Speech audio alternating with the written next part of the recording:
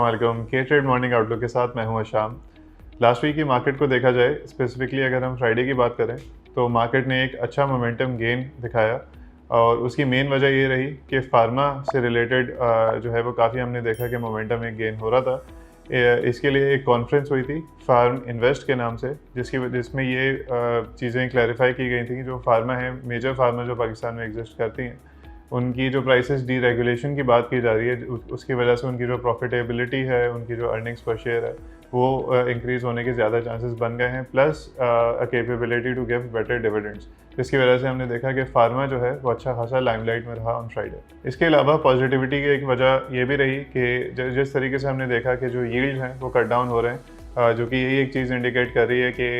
आगे आने वाले वक्तों में या मॉनेटरी पॉलिसी में इंटरेस्ट रेट जो है वो डिक्रीज़ हो सकता है। अभी तक कोई कॉन्फर्मेशन इस पे नहीं मिली है। एक एस्टिमेशन है कि तकरीबन 1 से 1.5% तक ये ड्रॉप हो सकता है, but still this is yet to be determined. लेकिन स्टिल हमने देखा है मार्केट में कि वो नॉर्मली जो है वो र्यूमर्स पे या एंटिसिपेशन पे ज़्यादा चल रही होती है, तो उसकी वजह से जो इसके रेलिवेंट सेक्टर्स हैं जिसको इसका फ़ायदा होगा डायरेक्टली, उसमें ऑटो, स्टील एंड सीमेंट्स आ जाते हैं, उनके अंदर वॉल्यूम गेन भी देखने को मिला। न्यूज़ साइड पे देखें तो यूएस के फेड रेट्स कट होने का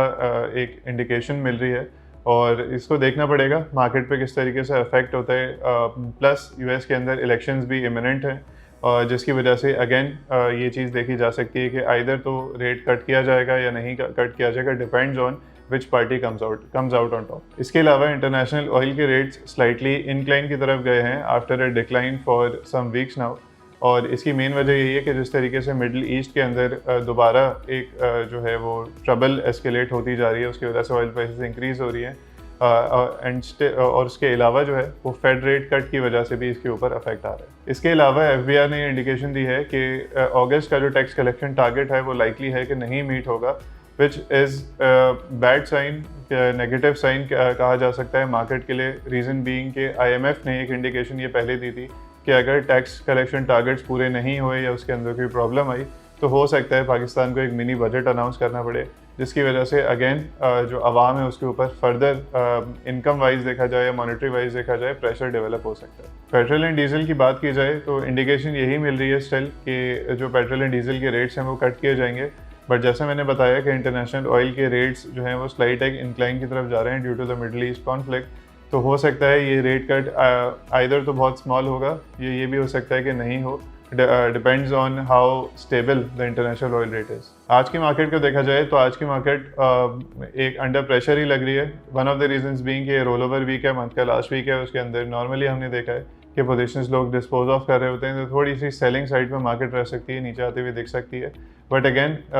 this provides an opportunity for buying on dips for investors जो या तो न्यू पोजीशंस लेना चाह रहे हैं या एवरेजिंग वगैरह करना चाह रहे हैं, तो उनके लिए एक बेहतर चांस रहेगा। आज की जो मेन बोर्ड मीटिंग्स हैं to look out for are Hubco and HPL, इनके रिजल्ट अनाउंसमेंट है। एक्सपेक्टेशंस हब पावर की तरफ से इतनी खास नहीं है, बट हो सकता है एक सरप्राइजिंग रिजल्ट हमें देखने को इसमें मिले। On the other hand HPL की तरफ से एज़ पर एक्सपेक्टेशंस ही रिजल्ट देखा जा सकता है, तो वे आर वेटिंग फॉर दोस्त, तो हो सकता है इन दोनों शेयर्स के अंदर हमें वॉल्यूम गेन देखने को मिले।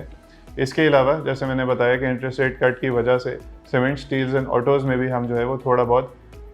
वॉल्यूम गेन होता हुआ देख सकते हैं। Thank you.